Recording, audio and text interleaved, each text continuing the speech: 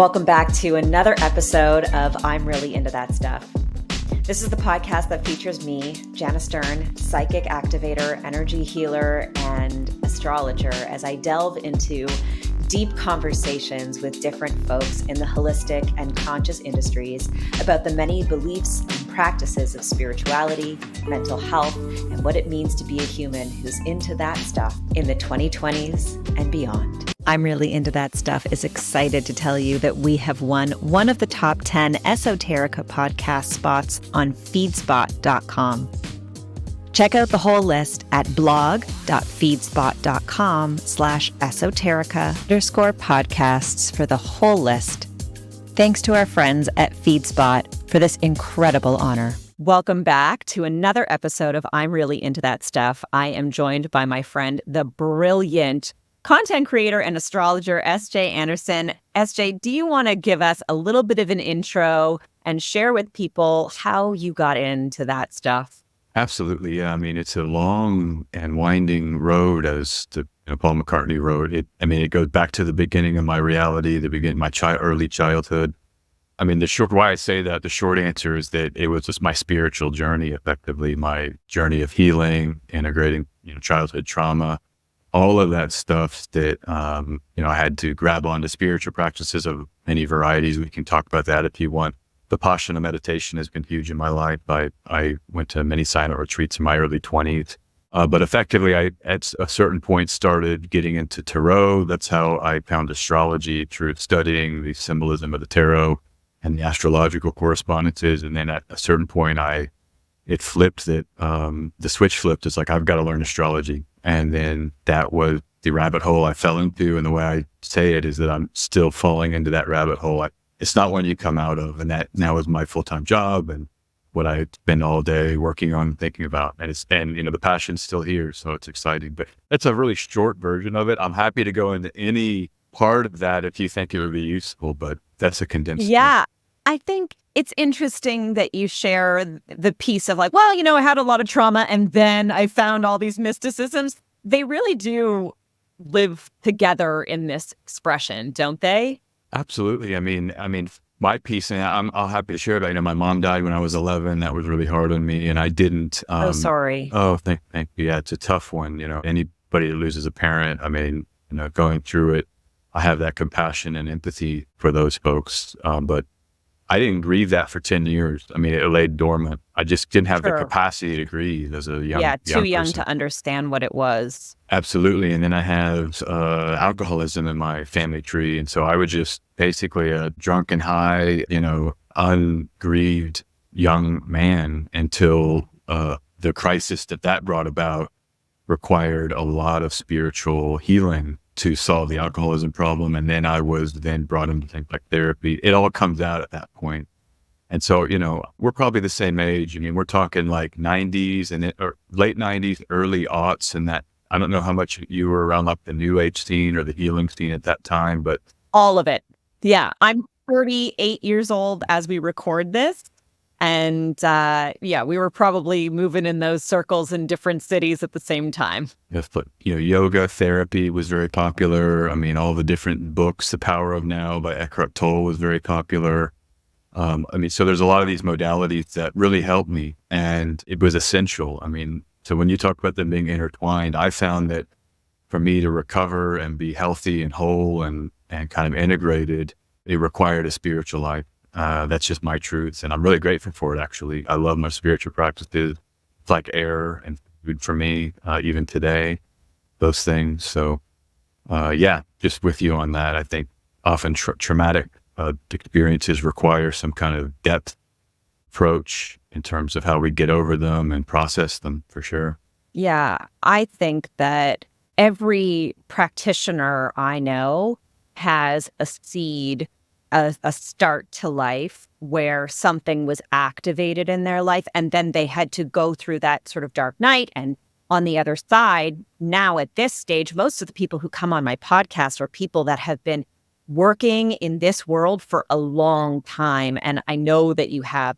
I'd love for you to sort of share with me a little bit. I know authenticity is a huge part of your business, and it's definitely a massive part of my own. So I'd love for you to unpack where that authenticity shows up in your business and why it's so important to you as an astrologer and as a practitioner. Yeah. Well, thanks. I mean, part of it is that I think good content and good entertaining might not be the right word, but content that resonates, let's say, that people want to watch, it has to come from that place of rawness at some level. I mean, it has to hit in a place of, emerging out of that well of creative power that we all have.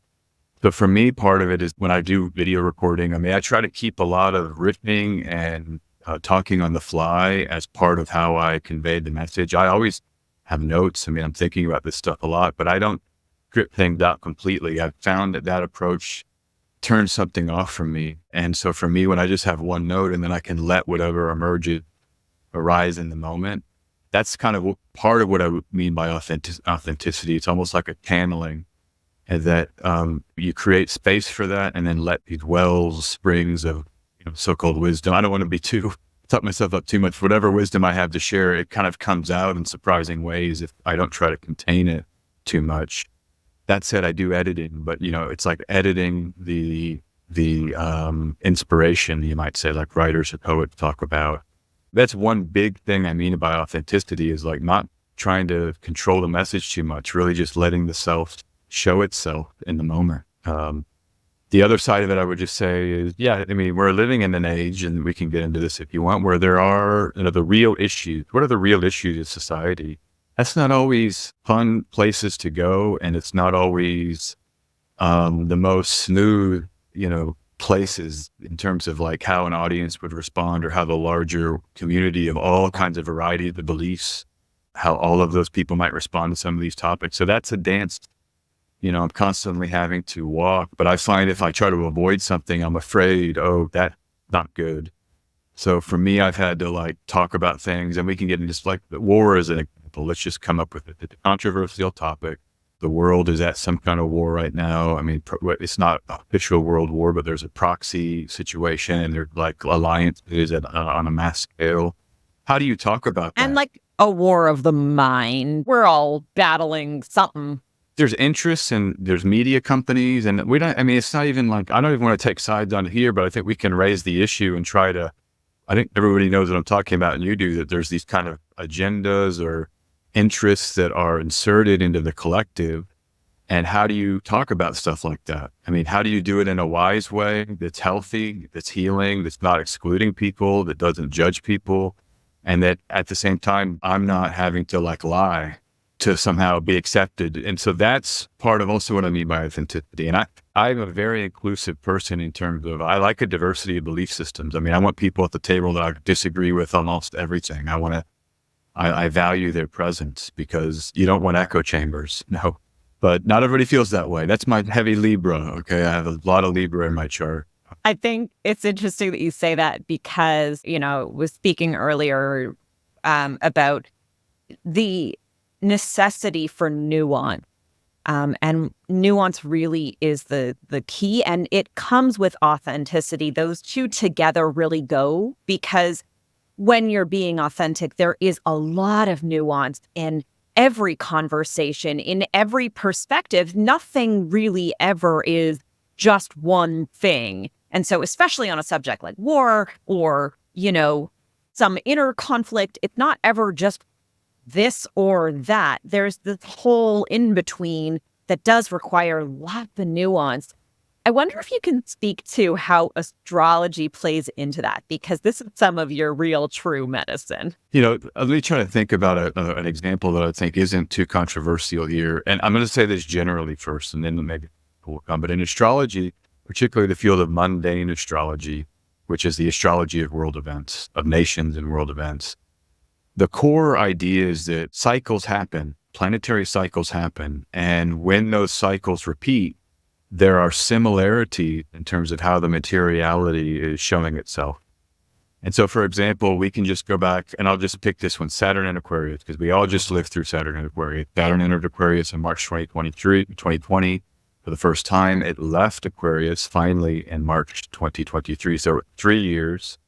And we know what happens in March 2020. No, what happened? In March 20, yeah.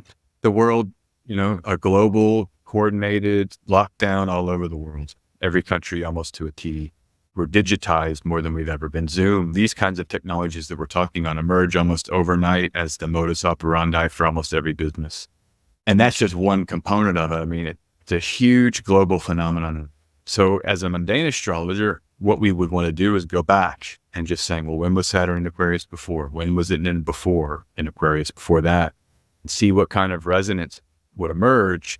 And you get to some strange places. So Saturn was in Aquarius in the early 1960s, which is a time, without going too deep into that, but you're transitioning from like the Eisenhower era, the black and white era of like television, an era when racial injustice was normalized, when there was also quite black and white in that respect, two-tier society, all of this. And then Saturn in Aquarius comes, and boom, it kicks the 60s into a whole new realm. You go to the cycle before that, and it is the early 1930s. And so, in America, you have the election of Franklin Delano Roosevelt during the depths of the Depression, and all of that new structure that's established, like the banking reforms, the gold was seized. And so there was a lot of currency stuff. In Germany, you have the rise of the, worst government of the 20th century by many standards. That emerges. So you're talking about with Saturn in Aquarius, kind of new structures that sometimes even get imposed. And this is what Saturn is. It's a prison. In fact, you can open up the textbooks and it says Saturn, prison. I mean, in every ancient textbook, almost to a T. And so that's the kind of things we're having to process as mundane astrologers. Now, when you bring it to this period, of course, there's a variety of beliefs. Some people are like, we need these imprisonments. Some people would say that word is even a mislabel because of the connotation. And I would agree with that. I was careful not to use that during the Saturn Aquarius years very much, if at all, because it is kind of aggressively framing it in a way that might trigger some, groups that are like, we need to lock me down more. And of course, my opinion on it was not as strongly in favor of that stuff, especially after like the early few months. I mean, I'm not trying to even hide my opinion, but it's like how we talk about it. How do we have a community where the larger world of the global citizen gets included and their side and their beliefs are just as valid as mine? That's kind of what I'm interested in.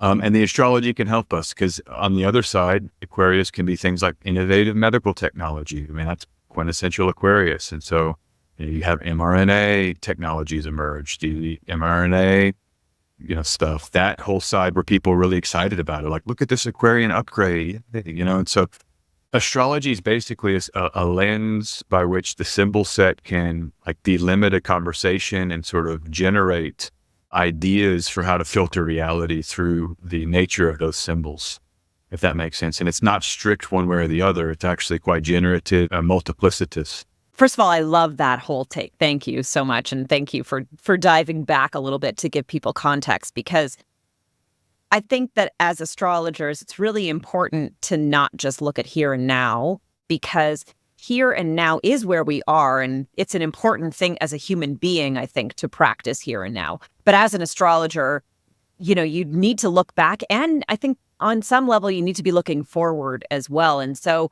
I'd love to hear your thoughts on the looking forward part. Well, yeah, there's always so many cycles to be aware of and to research and study, because every moment is a unique mix of multiple cycles simultaneously arriving. So in terms of like now, 2024, 2025, into 2026, yeah, it's a very fascinating time. And we are on the one hand, with the Saturn-Jupiter cycle I mentioned earlier, every 60 years, 59 and a half, Saturn and Jupiter are in the same signs that they're in, that they were in 59 and a half years before. So right now we're at a part of the cycle, which is 1964. Saturn in Pisces, Jupiter in Taurus. We're in 64 and into 65. And so we just lived through like the Kennedy assassination effectively.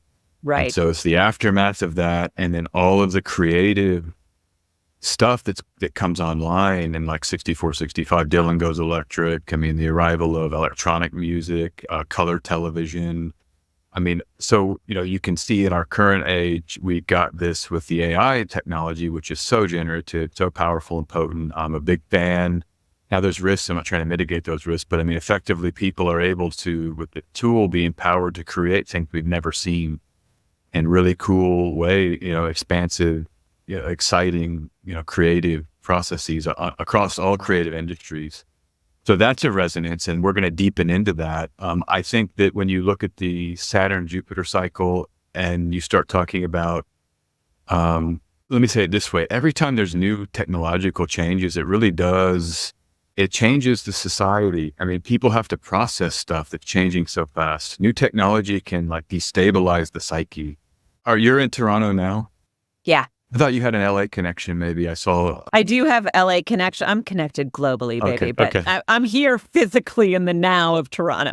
But, the writer's strike is a perfect example where there's a real, that's more of a collective destabilization with new technology. But, that's what happens with technology. It really does make obsolete things that came before. And I'm not saying that the writers are obsolete. Don't get me wrong. I think they have a even more powerful and important role with AI to curate it and to not use it. No, and work with it. Yeah.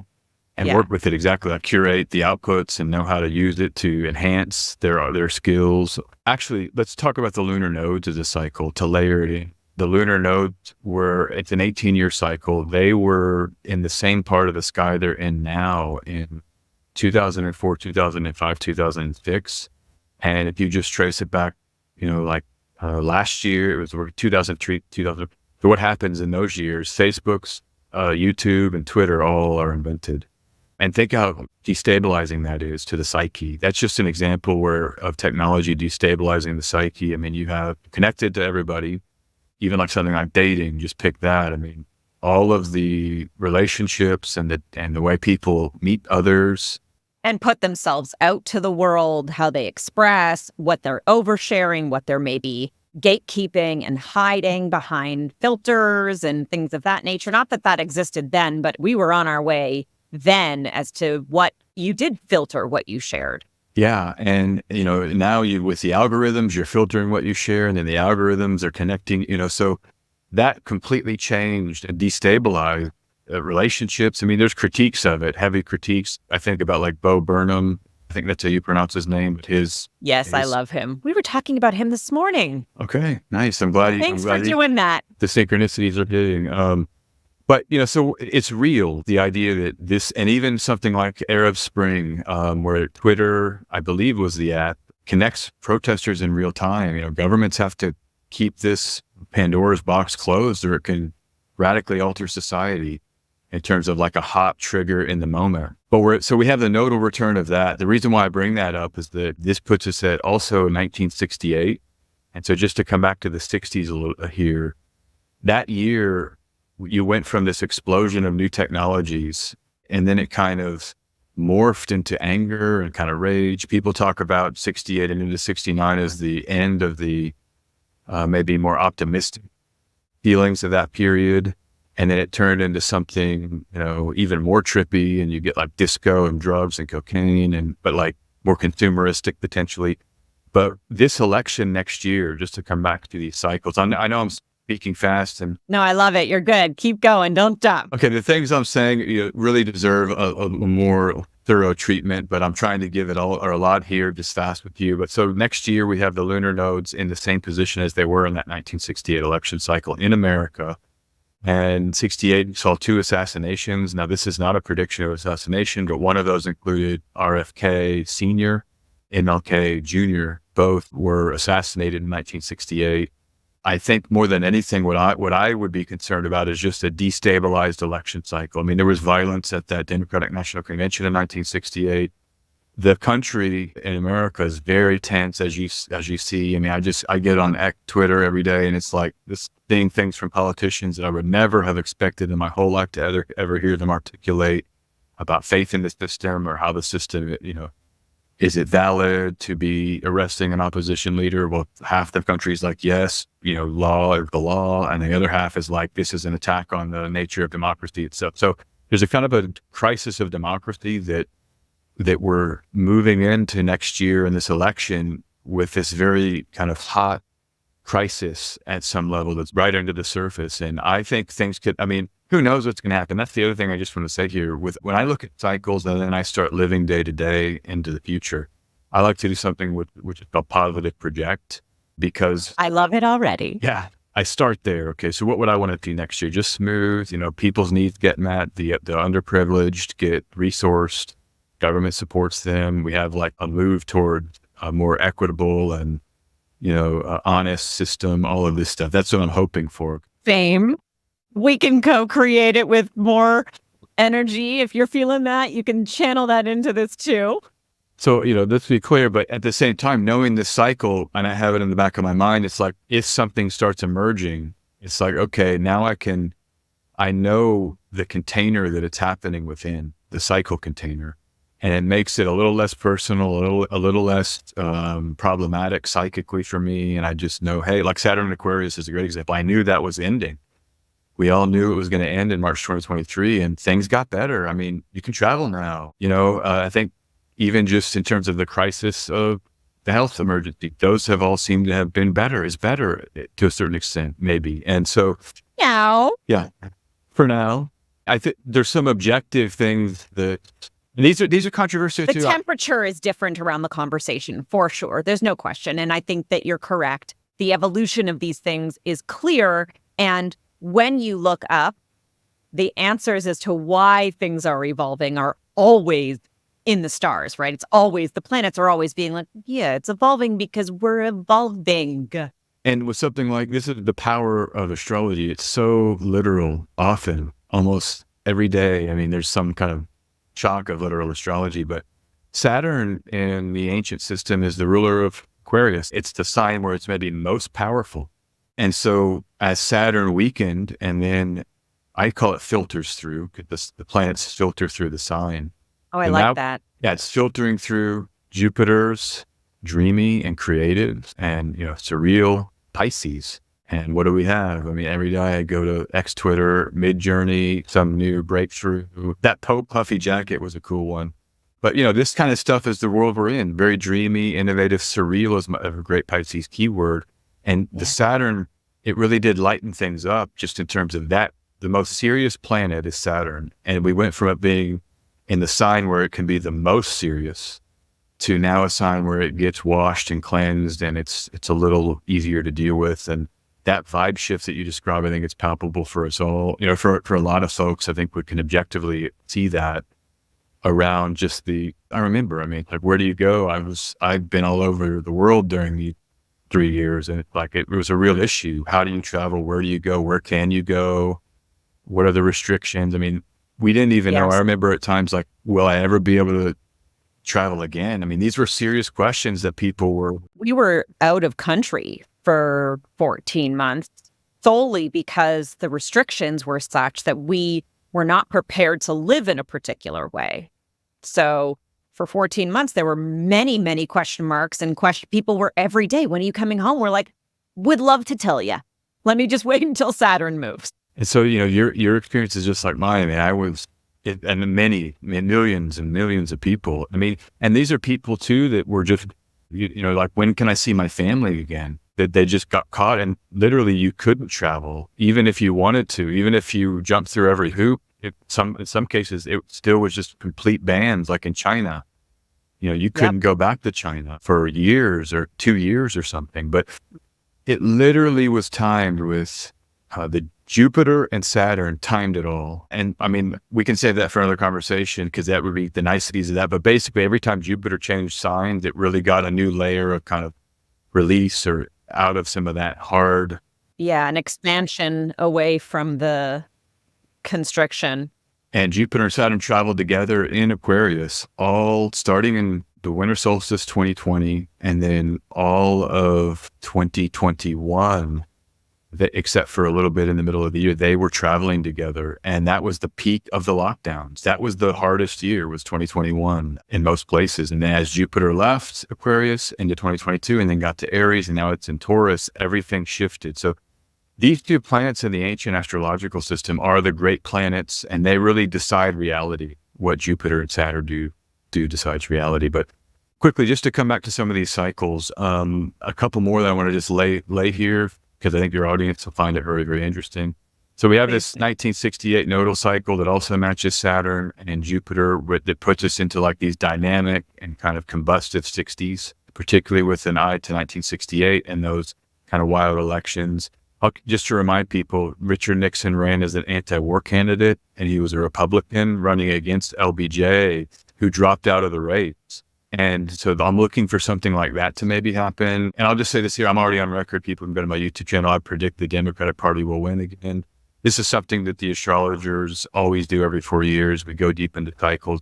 People can watch. There's 2 videos on that I have that to go into why. It has to do with Saturn and Pisces. But I'll put the links below for people to have a look. Yeah, perfect. But, I don't think it's going to be Biden, maybe. I mean, I just saw stories today where there's talk that he may have to step down. And these are some fringe media outlets, but still. I got all my chips on Marianne Williamson. I'm down with her. I mean, I just like that there could be a mix of kind of more radical voices now, that maybe with social media the way it is, at least ideas can be shared. And then even if it's a foregone conclusion that like the party, we're going to install like people that are more in the bedrock of the party, who knows? But so just to say that's happening. Okay, the other cycle that's really important, and I'll lay this out quickly. This French astrologer, Andre Barbeau, very important astrologer, passed on in 2019, rather, the year before COVID arrived.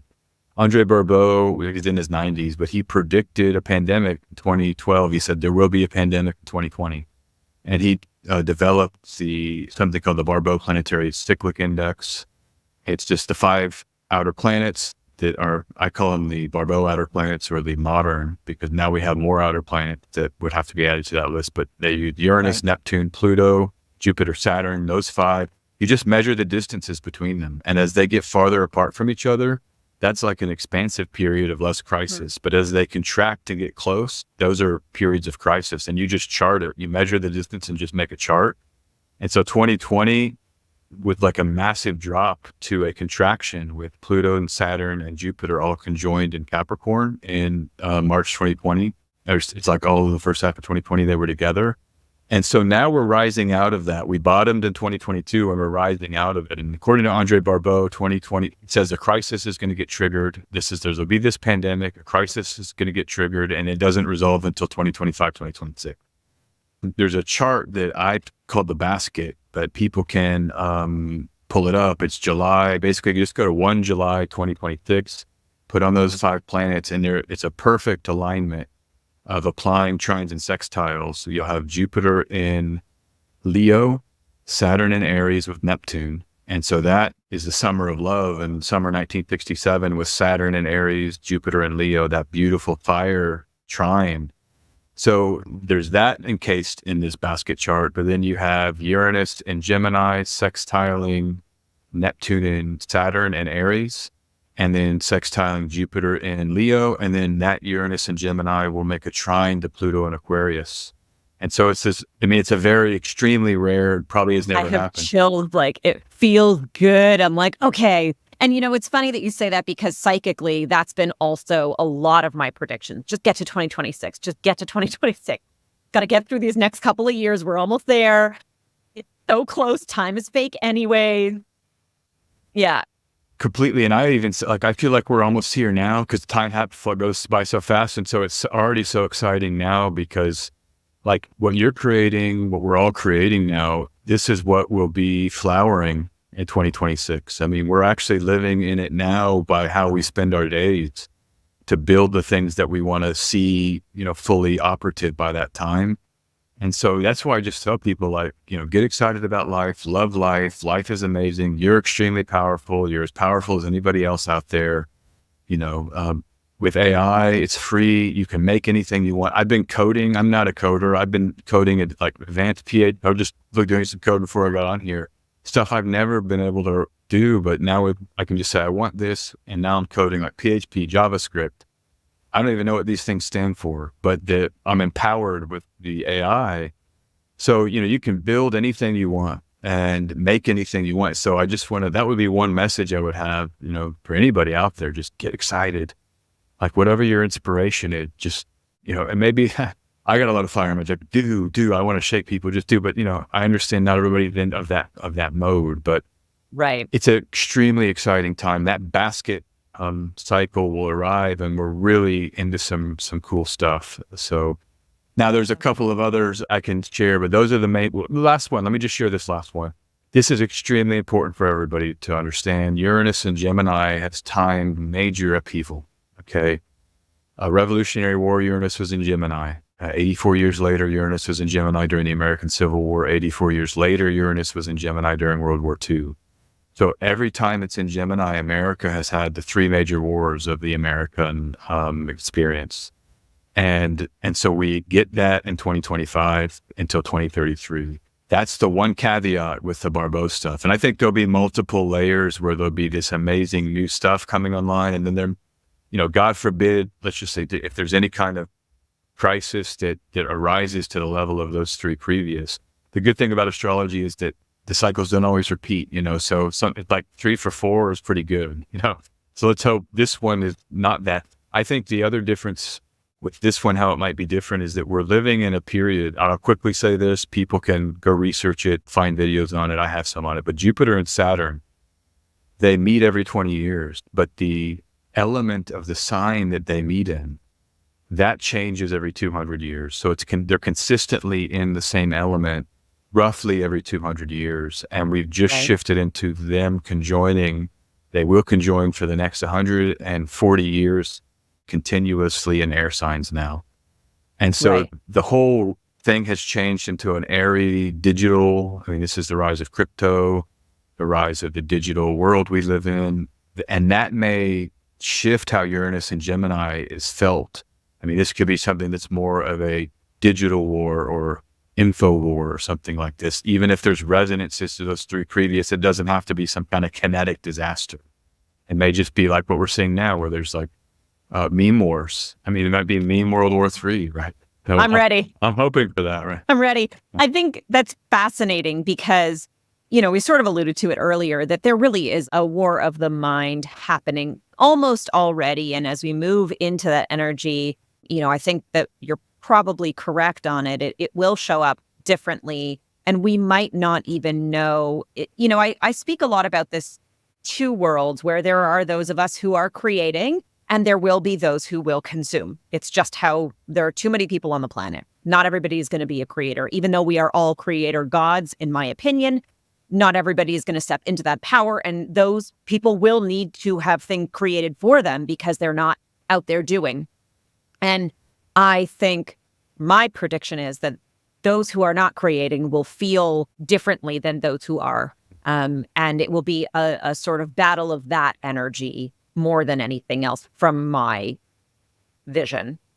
Yeah. I mean, those of us that are creating, my belief is we all have there's something inside of us, you and me, that, I know I feel it. I got to-do lists, miles long that I could never complete. And, if I work 12 hours a day the rest of my life, but there's a need for it. There's really a need. And so I think tapping into like why we're here, like Candy Nicholas has the book, You Were Born for This. That's her big astrology book.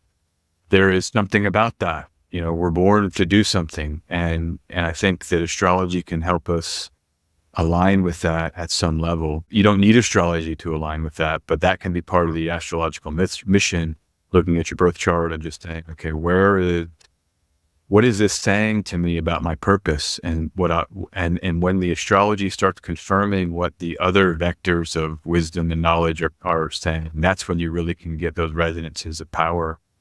But yeah, I'm with you. I love life. I love human beings. And I'm so excited that there's other people just living what they're called to do. It's beautiful. We're just so lucky. We are. There are lots of people out there who are doing sort of fluff astrology, if you will. They're giving the soft bits and pieces. They're giving whatever they're doing. I'm curious what your thoughts are on that and whether you feel that that's helpful or... So there's this kind of a complicated thing. Let's try to break it down. To me, there's a linguistic vehicle by which message is sent out into the world. And I'm talking about like on social, let's go to Twitter. Sure. X Twitter. You write words, you write something, you maybe have an image or a video, and then you send it out. Sometimes I think it's more important, like some kind of energetic thing that's almost beyond the words. So you might like the intent of the writer, or the energy or the spirit of that creative. Somehow that gets imbued with the words themselves and the tweet itself. And that's what people are responding to often more than anything. That's why you see some tweets that like someone just like woke up and puts a lot of errors, and it's just a few words, but it's millions and millions and millions. I mean, I see it with some of my astrologer friends, like tiny account, this friend of mine and it was a tweet. It wasn't even about astrology, but it somehow triggered something. That tweet was like 6 million, 10 million views. It was a tweet around male, female, or women and men, the battle of the sexes. It was about like men are trash or something. I mean, those tweets where it's like dating. Sure. Clickbaity. Yeah, as a clickbaity kind of thing, and it just went global instantly. But there was some energy there that like this is what people feel at a deep level. Like people are actually thinking about the opposite sex and love and desire, and so that little clickbaity thing tapped in, and it went global. So I bring all that up to, it's similar with astrology. I mean, you can have a pop astrologer who tweets something that on one view looks fluff, but it's actually tapped into the kind of core of the deepest astrological truth of a particular moment. And then it just accelerates, and it's an extremely powerful way to do astrology. You can have, and this is what often you see is, some advanced articulation of some obscure technique that's like a cutting edge, beautiful thing. No one even liked it. No one even saw it.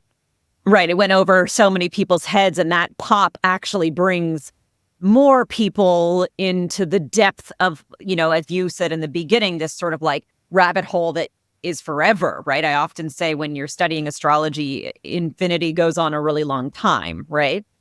Yeah. And I think too, it's like, why are we doing it? Like, why do I share astrology? I've stayed consistent with my social media life as an astrologer. I like to talk about the ongoing astrology. I comment on it. I share my ideas on it. Why do I do that? Well, it does help people, actually. Like, it helps people to see that Barbie is released the same weekend that Venus was very powerful, because it stopped and was about to turn backward in Leo. And the Barbie film was about an existential crisis of a woman, and how that woman gets reborn into it's like a Pinocchio story. I love the film, but that's a retrograde rebirth of Venus. And so, that actually can help us process like the meaning, like, wow, this is, it helps to know that, in my view. And it's not just, that's just one quick example, but like things like Venus was retrograde all summer. People had relationship problems, breakups. There was not only celebrity breakups, but all kinds of breakups. Like in my local sphere, multiple non-astrologers, like, yeah, we broke up. And so I like to comment on it because it can be so useful to help people process the events in their lives day to day. And so the pop astrology can do that really well. And so, but maybe those astrologers that are more technical and academic aren't even wanting to do that. Their goal isn't to try to help like people process their lives. Their goal is to, I don't want to bash them. Okay. I can go there too, but I was going to say something like, make themselves feel good. Let's just say it that way. So, there's a lot of nuance here. Like, what is the astrology? Who's the attended audience? What's the purpose? Let me tell the other side. So that's my like talking up the fluff can be very powerful as an access.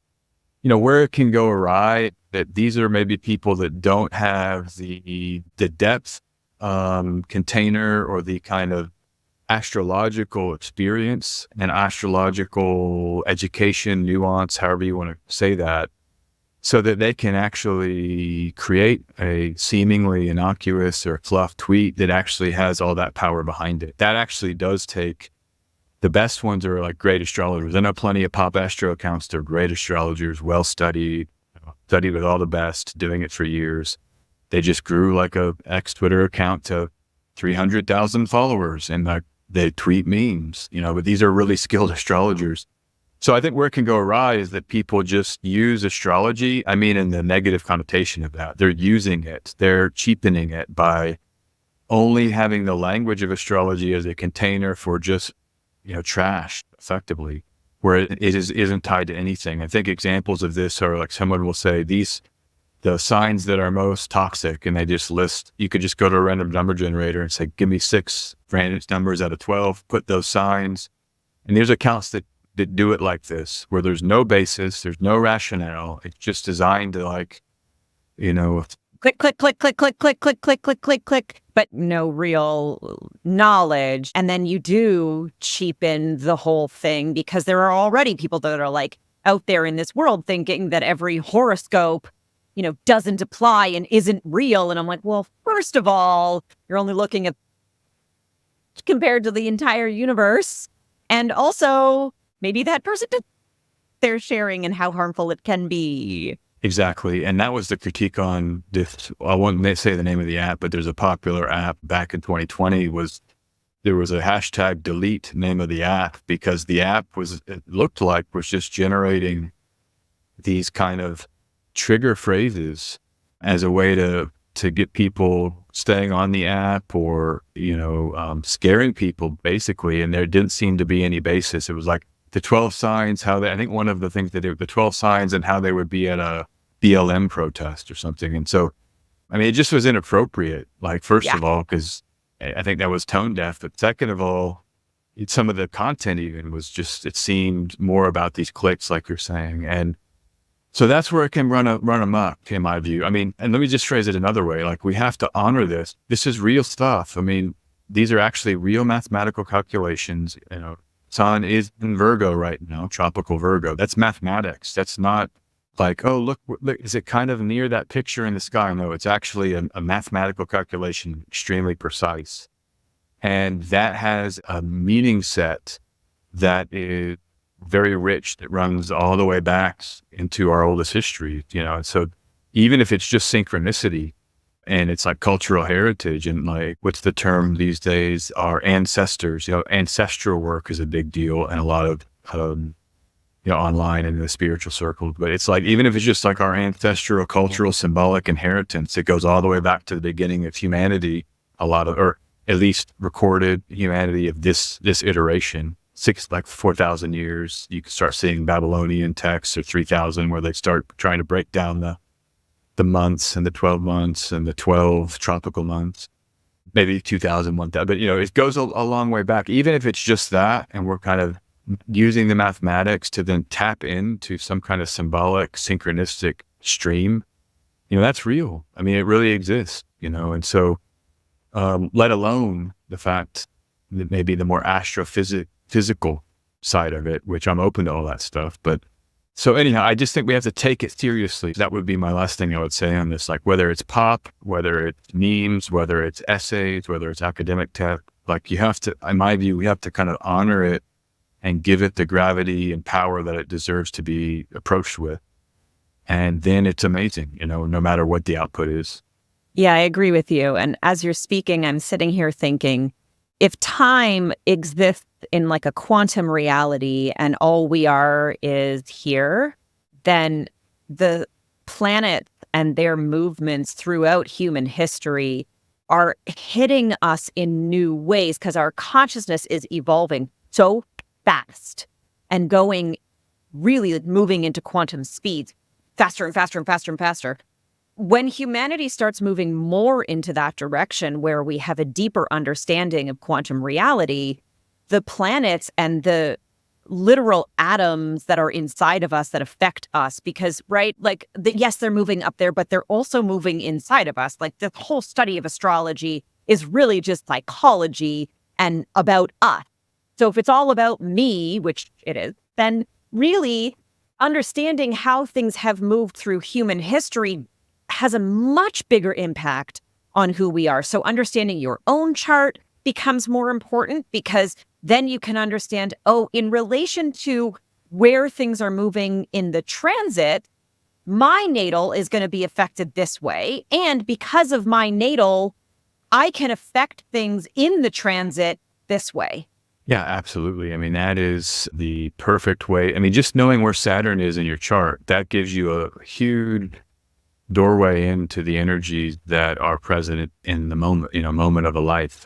Saturn is in Pisces. If you are a Gemini rising, Pisces is your 10th house.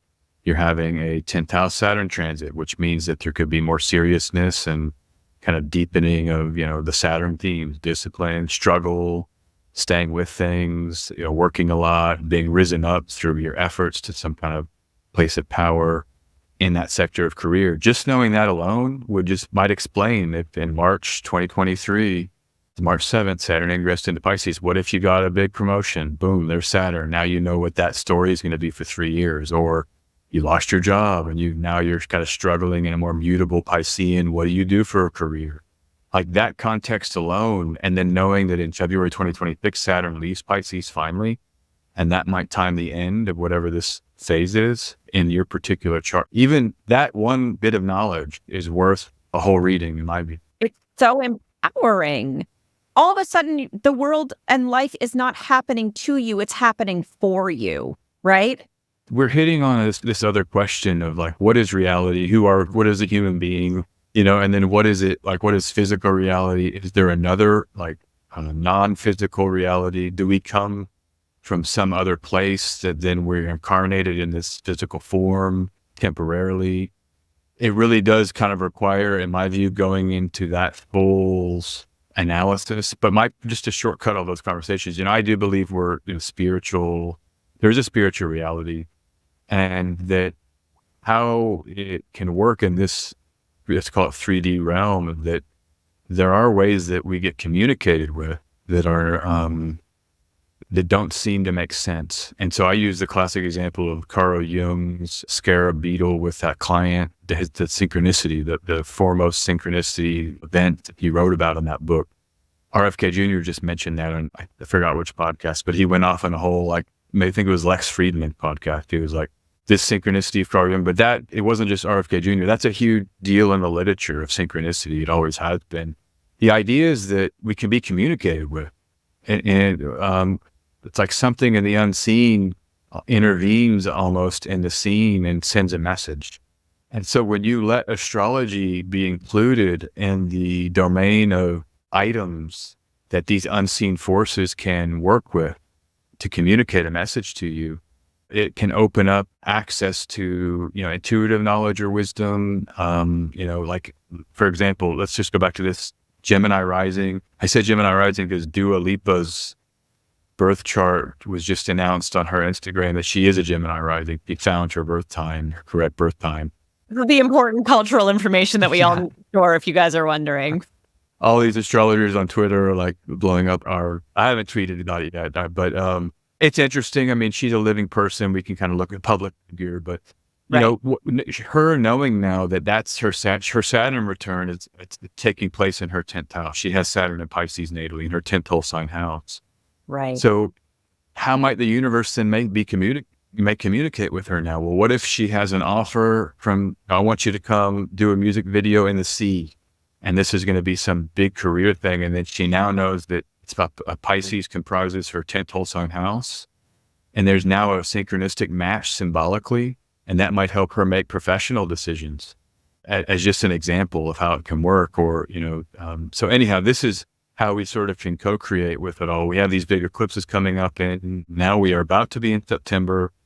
And so in October, 2 eclipses, but the first eclipse is in Libra. Everybody's got a Libra sector in their chart. An eclipse can bring change, accelerate change. So right away, I mean, how are we if knowing that, so we'll go back to the Dua Lipa chart example, 5th house, that's where Libra is in terms of the whole sign house model. An eclipse there, she might have some big creative letting go of a style. Maybe there will be a clarity for her about what styles to embrace. Knowing that that's happening, it would be good to keep an open mind and kind of pray. I like to think about astrology sometimes as like call and respond. It gives you the topics to pray about. I put that in quotes because that can be different things to different people. But I mean, what I mean by it is just, universe, God, if we just use the God, concept, God, okay, these are the topics, show me, inspire me with the divine power of reality. Here's the topics that are in play. What is it? Just that alone, then it opens up like an open-minded exploration and kind of an awareness. There may be activity there, knowing that eclipse So for her, I would recommend new producer, new songs. I don't know enough about, you want to learn about her creative process actually to be able to maybe give exact advice. And that's where astrology can come in when you're working with an astrologer, is they get to know about you. So you actually can tailor that kind of co-creative process. You tailor it to someone's particular life circumstances.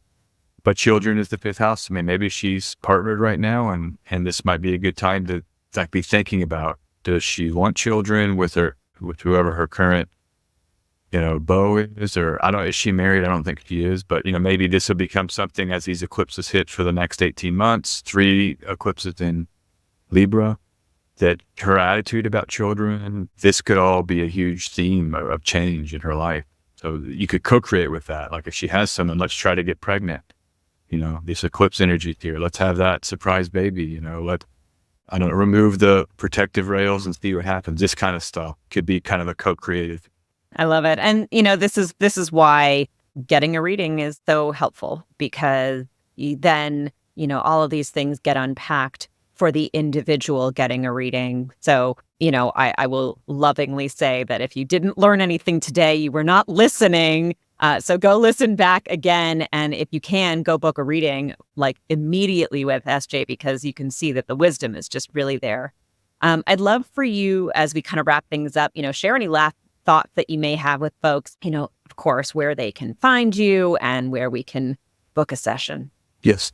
My website, sjanderson144.com. It's all there. You just go to that. The first little button at the top, click here to schedule a reading, very big. My 2 main forms of social media, I've whittled down my social media world to X, Twitter, and then YouTube. So that's how you can find me. I publish regularly on YouTube about a variety of topics, including just like ongoing, how can we be inspired from the ongoing transits? I sometimes make more topical videos about mundane astrological phenomena that I'm interested in sharing, or other things about astrology. So you can just check out my videos. I'm very active on Twitter. I'm tweeting all the time about all of those things. So you can follow me there if you're on Twitter, X. That's it. That's where you can find me. I know you are a reader as well, right? Oh, the ads are already plugged in. They know. Cool. Okay.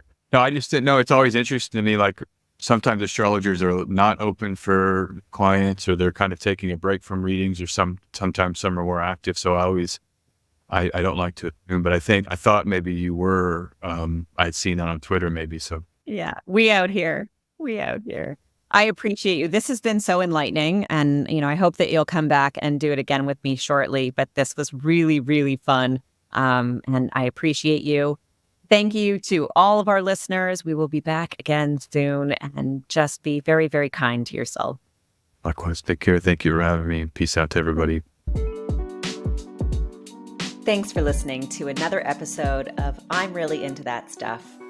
You can follow along with us on Instagram at I'm Really Into That Stuff, or on Twitter at That Stuff Pod. And be sure to rate, review, and subscribe to this podcast. If this episode resonated with you and something that you're really into, share it with someone you love. Sending you strength, peace, love, and light until our next episode.